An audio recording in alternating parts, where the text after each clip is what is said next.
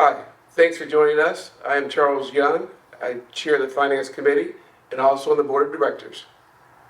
I'm Jessica White. I'm the church treasurer and on the board of directors. I'm Jeremy Warner, member of the Finance Committee. I'm Sean Denny, member of the Finance Committee. I am John Drake, the Finance Director. I am responsible for all the money in this church. Today, we're going to discuss how we did in 2022, our stewardship and pledging, stewardship committee results, and then our budget for 2023. The goal for the stewardship campaign is determined by the finance director working in conjunction with the stewardship committee to look at how much was pledged in the previous year, factor in an increase, and then set that goal. A pledge is a promise made by a member of the church to donate monies to North. It is not a legal obligation to pay. It enables the finance committee to plan the budget for the next year based on what the pledge amounts are that have been promised. If you are concerned that you won't be able to pay your pledge, don't worry about it. Our view on that has always been that God will provide.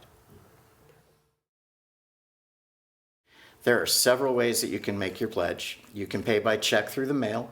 You can pay online at northchurchindy.com.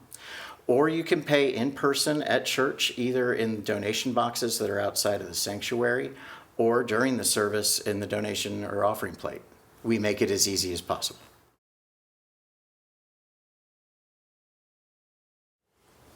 The largest item in the church's budget is for staff and salaries and benefits. That's about 71% of our budget. But that's not unusual for many nonprofits, and I think we're all grateful for the leadership and support our staff provides. Programming consists of things like paper for the children and food for teen and adult gatherings, and that's only about 8% of our budget. Utilities this year were about $143,500, and that includes insurance on our building as well. Renovations to the church and repairs do not come directly from the operating budget. Over the years, people have given money for that, and it goes into a fund at the United Methodist Foundation. And then each year we draw on that, and the amount to be drawn is determined by the board of directors. Our 2022 budget at the end of August, we were about 68% of goal, and non-pledge was 101% of goal. So we all see that's why it's important that by the end of the year we all meet our pledge and make one for next year.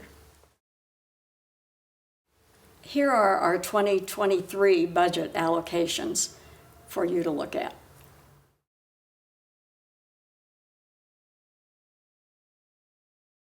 The budget process begins with the finance director, who works with our program staff members to create a needs-based budget. It is revised a second time and then presented to the finance committee. The review and approval process is compiled by the staff after a thorough review of previous year's expenses and likely needs for the next budget year. The budget is presented to the finance committee by the finance director. The finance committee reviews and changes as needed. The budget is adopted by the board at its next monthly meeting. In addition to pledge income, there are two sources for non-pledge income. Members and visitors who put cash in the offering plate without indicating a designation, and money placed in the offering envelope in the same way. A majority of the funds are given by members with a non-pledge gift in mind.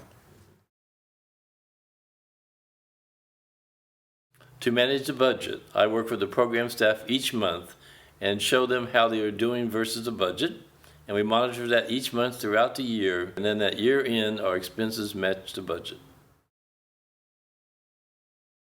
If you have any questions concerning this presentation, email me at jdrake@northchurchindy.com.